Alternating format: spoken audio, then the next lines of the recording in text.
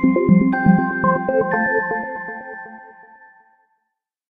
guys, it's Ameriie, and today I'm going to do the Extraordinary Means tag. The tag was actually started by Robin Schneider, the author of The Beginning of Everything, and I was tagged by Margot at Epic Read, so thanks for tagging me, Margot. Let's get right into it. Number 1, I would give up the internet for a month for a signed first edition of this book. Giving up the internet every now and then, like taking a little mini hiatus, is probably good. I would give it up for a month if I could get the first edition of The Invisible Man signed by Ralph Ellison. That book has stuck with me for years. It's a classic.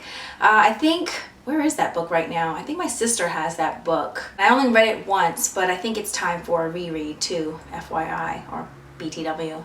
Number 2, I would give up pizza for a year if it meant I could sit next to this author on a plane ride.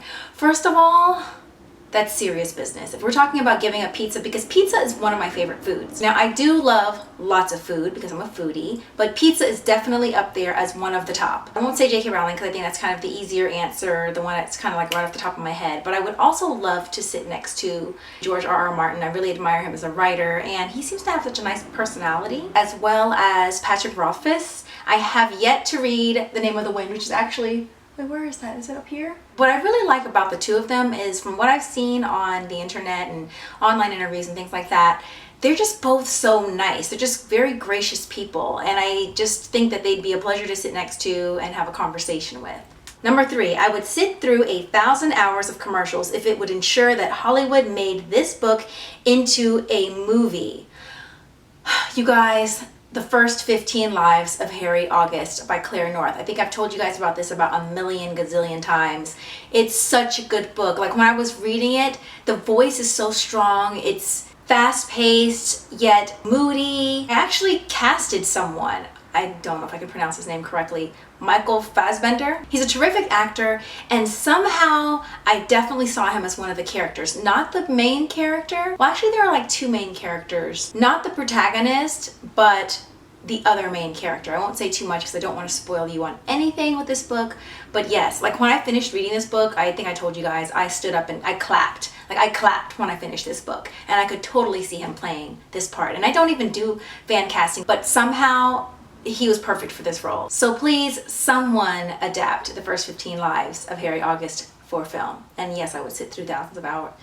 Thousands of hours?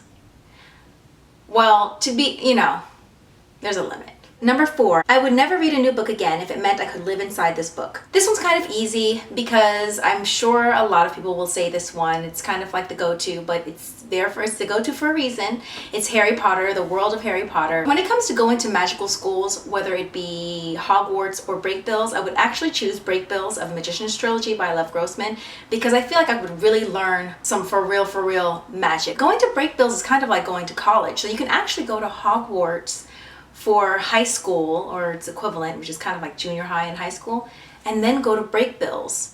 But I think so many people would be so ill-prepared. It's kind of like the creme de la creme of the United States magical universities. But still, I'd like to live in the world of Harry Potter, because the world in the Magician's Trilogy is very much like our own, except more depressing. Number 5, I would let my Google search history be made public if it meant I could be best friends with this author. I think I'd go with Shakespeare. I don't really know why. Maybe because he's not alive, so there's definitely no way you can get in my Google search. Number 6, I would donate everything I own to Goodwill if it meant I could date this book character in real life. Well, I do already have my own Prince Charming, so him, but since he's not a book character and he's in real life, there are 2 options. I would say Gansey of the Raven Boys or Westley of The Princess Bride. Very persistent, he's a romantic, etc, etc, etc, kind of dangerous, and fights with swords. I had a lot of fun doing this tag. I hope you guys enjoyed listening to some of my answers. I'm gonna pass this tag along by tagging Kat at Cattytastic, Christina of The Lushables, Jenny at Jellify, and Jessie at Jessie the Reader. And of course, you guys, if you want to do the tag, feel free to do it. If you don't want to do the whole tag but just share some of your answers, put them in the comments below. Don't forget to like this video if you like it, and don't forget to subscribe. Why is that word kind of hard for me to say? Subscribe. See, when I say it slowly, subscribe. Subscribe. But when I say it in the sentence, don't forget to subscribe. Subscribe. Subscribe. Don't forget to subscribe.